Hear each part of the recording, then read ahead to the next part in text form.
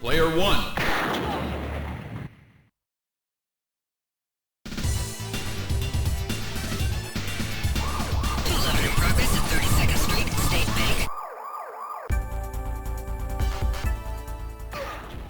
In 1992, Konami released Lethal Enforcers into the arcades. The game is set in the American city of Chicago, Illinois. You take control of a police officer named Don Marshall, who has decided to go to the donut shop for the break. While sipping the last drop of coffee, he gets a call from the police department. They said that a major crime organization has invaded the town and they need his help. Video game plots. They're crazy. Initially armed with a standard issue service revolver, the player can acquire upgraded weapons during the course of the stage. It's funny how weapons are just left lying around all over the place. During each of the 6 stages, the player must shoot armed robbers without harming any innocent civilians or fellow policemen. One shot is enough to kill most enemies. At the end of each stage, a boss must be taken out in order to complete the stage. The Japanese version of Lethal Enforcers contains several differences from the Western version. These differences include the How to Reload animation. The Western version shows a woman shooting outside the cabinet screen to reload, while the Japanese version shows the default revolver on how to reload it, and an additional enemy taunt, "Die pigs!" which was removed from the US and European versions.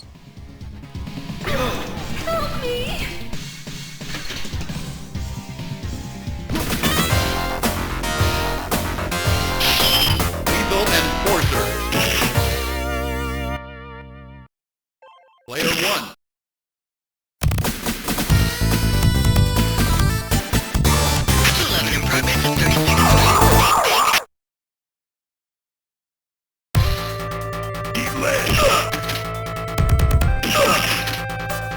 Rifle.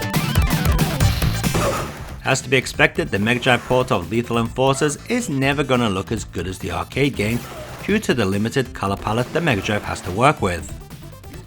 What is surprising is that most of the speech is present, with some of it sounding pretty good. Playability wise, the game plays like its big arcade brother, although there are quite a few missing bits of animation in the background and on characters. One major omission is the ability to shoot glass. Still, what is here plays well enough to keep any Lethal Enforcers fan happy.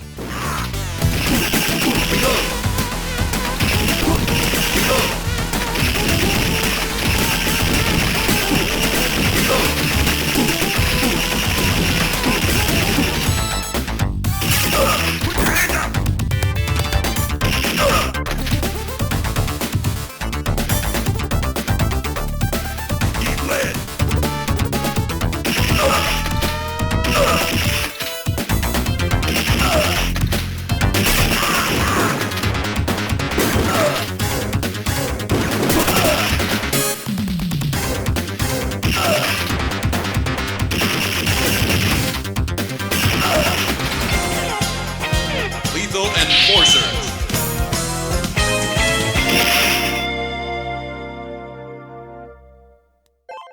Player 1.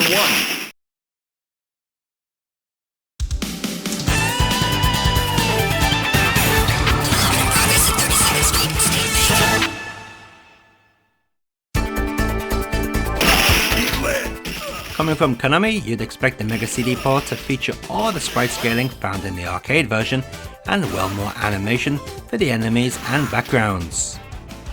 What we actually get is a 100% identical copy of the Mega Drive release, but now with the arcade soundtrack included. What's the point of even putting this on the Mega CD? There are no enhancements at all outside the music.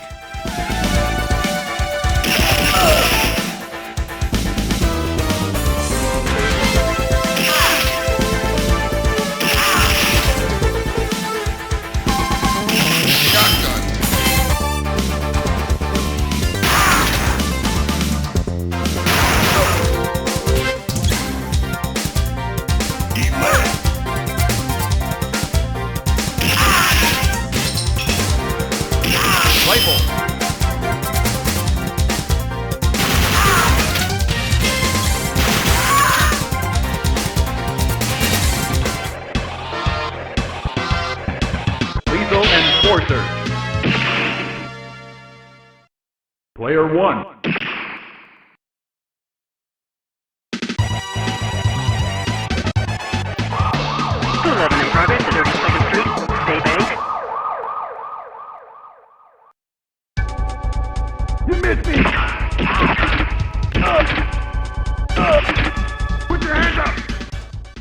The Super Famicom port is a mixed bag.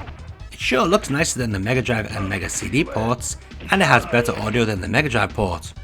Well, depending on your taste, I guess.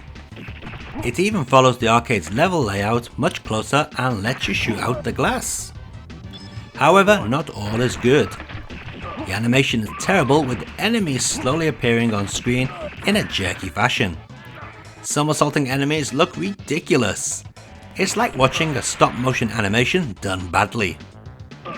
Then we have Nintendo and their censorship ruining things even more. The enemies that appear near the bottom of the screen no longer cut you.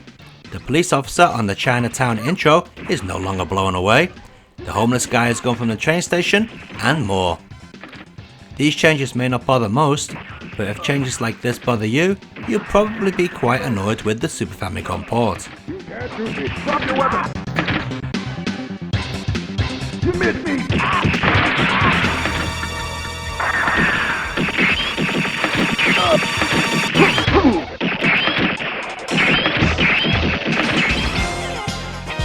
Lethal Enforcers.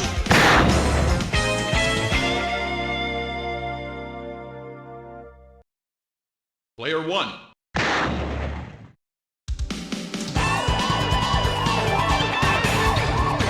In progress at 32nd Street State Bank.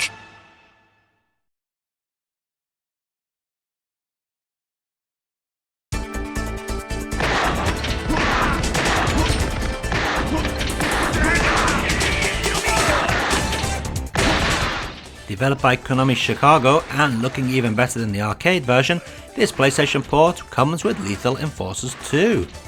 Sadly, the people at Konami Chicago have turned Lethal Enforcers into an American-style light gun game. By that, I mean they've beefed up the difficulty to stupid levels. With so much on screen at once, it's impossible to take everything out, just like an American-designed light gun shooter from Atari or Midway. This is a real shame, as the one-shot skill gameplay has been replaced by a frenzy of bullet-style gameplay. Still, some people may like this, however I'm not one of them. When I play a light gun game, I like to be able to take out everything on screen and not take a hit.